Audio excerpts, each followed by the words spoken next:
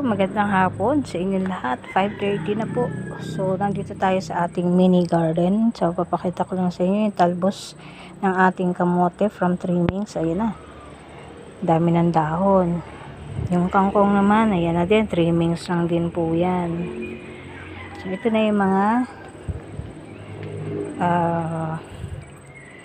tag dito kamatis. So, meron tayong 3 puno ng kamatis.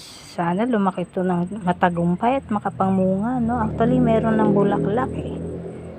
Ayun, no? Meron na.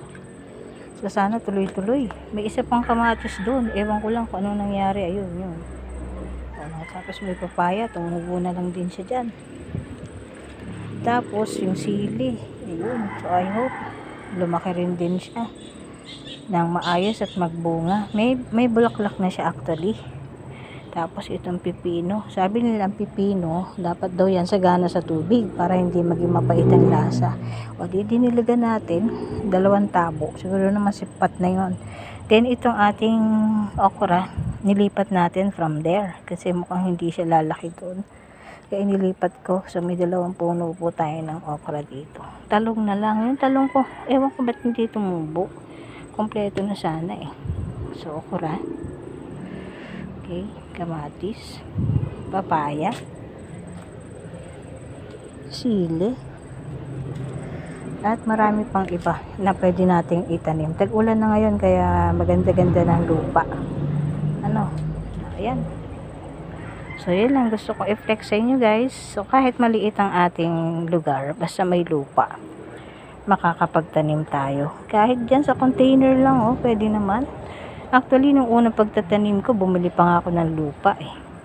Diba? Special pa yung mga lupa na binili ko. Oh. Although pwede naman na magtanim sa ordinaryong lupa, yun nga lang, kailangan mong patabain. Ito kasi mga lupa nito, ginawa kong compost yan. Yung mga kitchen scraps like dahon o balat ng kamatis, bawang, lahat. Lahat ng mga balat ng gulay at prutas. Wala pong animal pataba. Lahat yan ay kitchen scrap at saka hugas bigas. Yan. Medyo nangungulubot siya. Kailangan niya na ng calcium. Although may mga balat ng itlog pero hindi yan sapat eh. Kailangan natin siyang bigyan talaga ng vitamina. Ang lamok na ho, kinakagat na ako. So, kailangan ko na umuwi. Yun lang gusto ko i-share sa inyo. Pwede ho tayo magtanim ng mga gulay. Okay? Tingnan nyo itong sili na to. Ilang beses ko na yan inalagaan pero talagang ganyan siya. Hanggang sa namatay na din yung isa.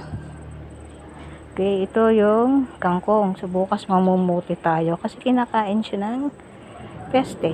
Ito yung mga balat ng saging na gagawin kong potash. Kasi mayaman sa potassium yan eh.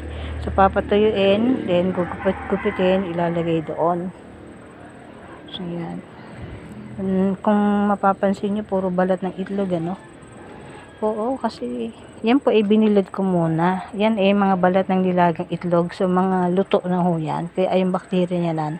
Alam niyo naman mataas ang bakterya ng itlog. So, kailangan muna natin patayin yun. Ibilad sa araw or buhusan ng mainit na tubig.